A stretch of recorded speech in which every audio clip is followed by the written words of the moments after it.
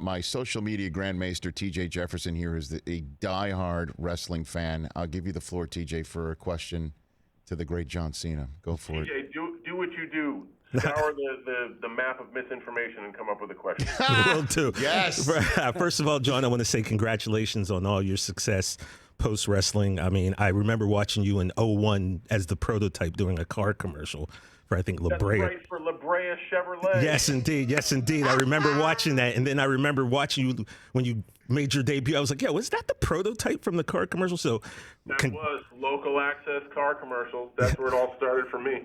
Congratulations on everything, brother. Thank you so much. I just want to say this. I know you've been busy, so you're probably not paying as much attention to the WWE as you probably once did. But there's a lot of weird stuff going on, man. A lot of weird releases, and I know a lot of fans are kind of like, they're curious, they're worried.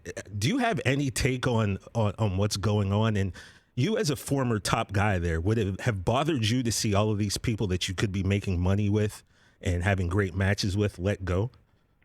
Well, okay.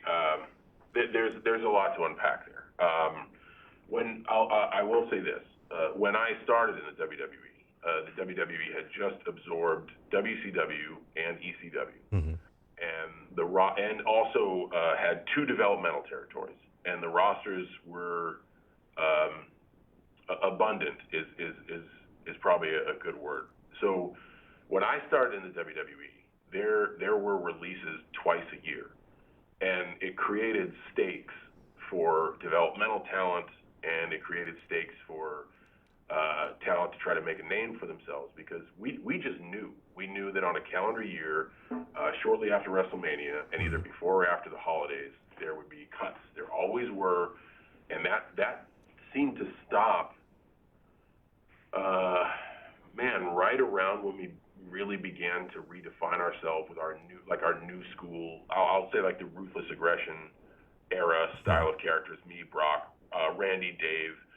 When those guys began to anchor in and develop the program going forward into the next decade and more, and we started to expand our reach. We started to have more programming. The talent rosters started to get big. And then it became, I think a lot of it, WWE's hiring strategy, I think a lot of it might have, and this is, once again, I'm not thinking for the WWE, this is just me posing a different perspective. I think a lot of it might have been a little slightly defensive hiring, because there was and still is a giant boom right now in sports entertainment. People are absorbing this content, they're engaging.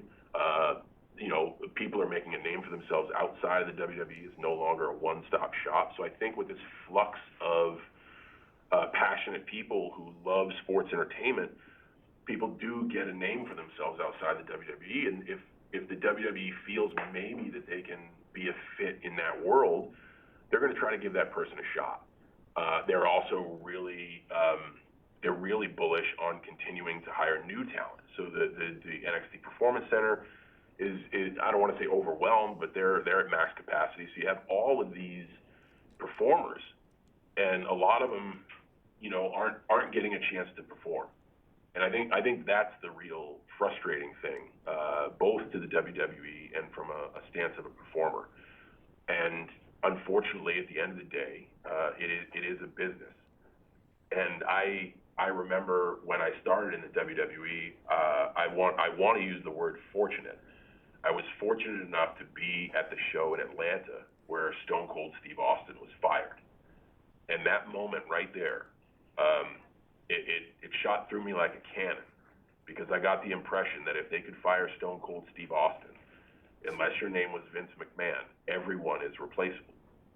And I think a lot of the frustration from the audience out there is they view sports entertainment like I do. I love watching matches. I love seeing potential in human beings. I love seeing potential in performers. And I see potential in everybody, especially when people begin to define what they would call a gimmick or a personality.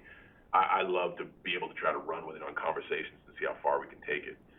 But there is only so many spots. There is only so much programming. And I understand from a business standpoint the amount of releases that have had to happen.